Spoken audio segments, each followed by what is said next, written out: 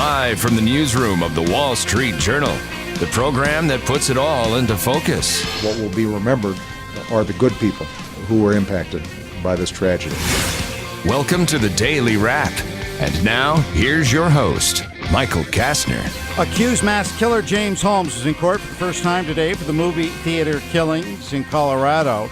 It wasn't what was said that grabbed attention. It was his demeanor. Was it an act?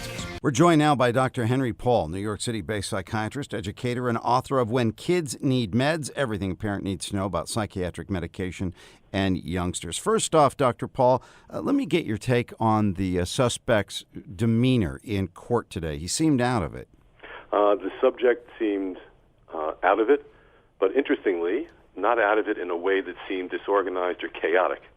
I had the impression, and this is only my personal impression, not knowing him, that he was told or was acting in a way to appear to be what we call affectless, have no feelings, and to look straight ahead.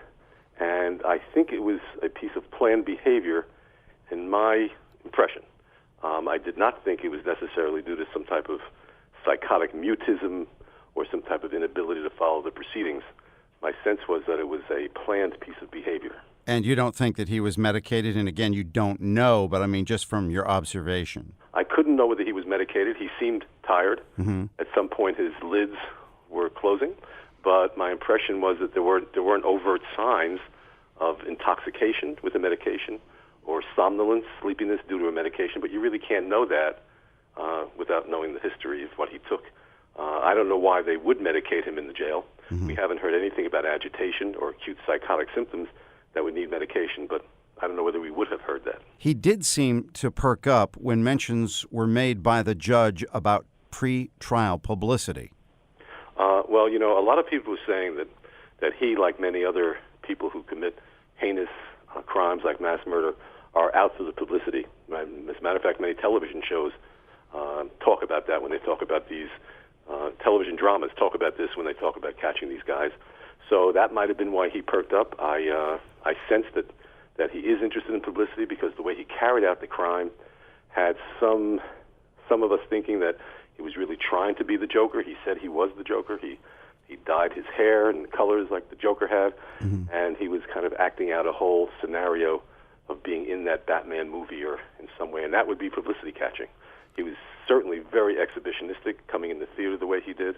So publicity wouldn't be something that I think is that we should not consider. We should consider publicity as a major motivating factor. We're talking with Dr. Henry Paul, New York City-based psychiatrist, about the suspect James Egan Holmes.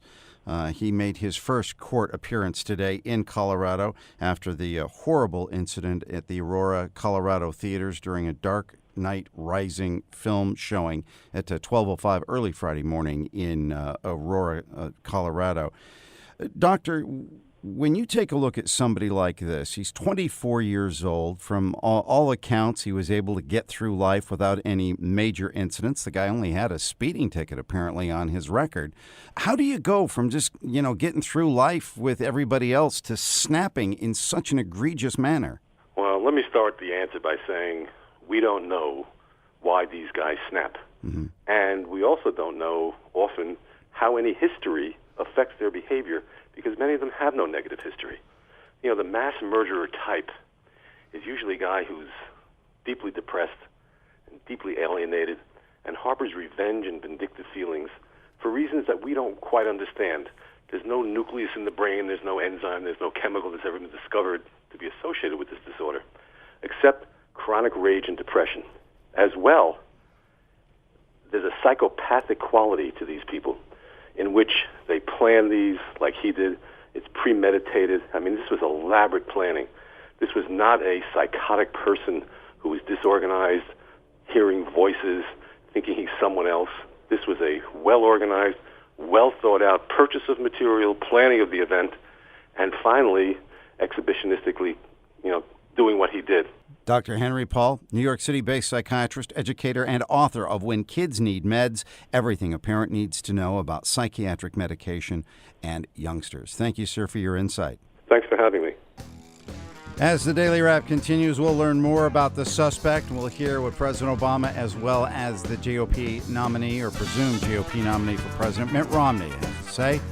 And also, believe it or not, a little bit of good news in this horrible, horrible tragedy. It's happening at this hour, as a matter of fact. I'll tell you what that is straight ahead here on the Daily Wrap from the Wall Street Journal. I'm Michael Kastner.